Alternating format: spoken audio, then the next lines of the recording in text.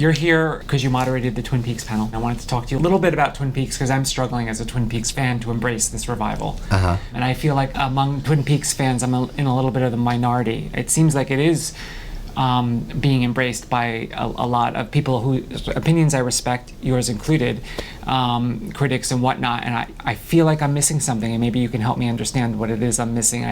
I feel like, and we talked a little bit about this last night, that what I loved about the original was that it had that balance of characters you love, genuine stakes, and some of that quirk mixed in. Right. Some of that craziness, quote unquote.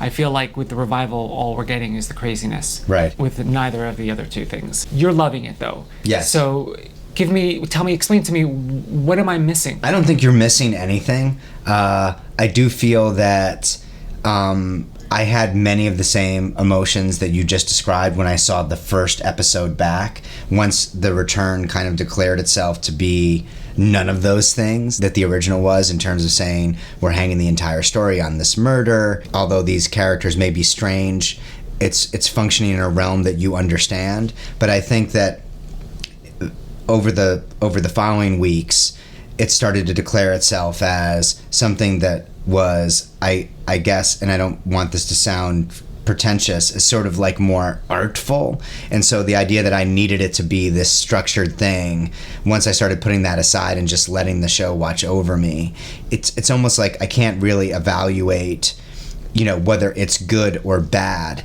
I can only evaluate whether I like it or I don't like it. And I have to say, like, when Sunday rolls around, I'm really looking forward to seeing Twin Peaks. And I think that when we get to the end of these 18 parts, there will be lots of confusion, and I'm starting to wonder whether or not we'll ever see the version of Agent Cooper that we fell in love with.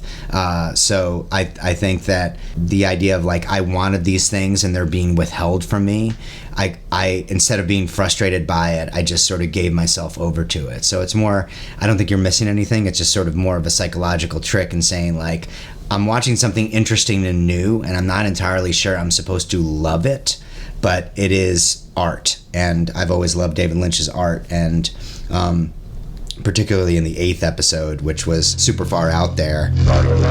I've never seen anything like that on television before, and I'm just glad that it exists. I didn't change your mind.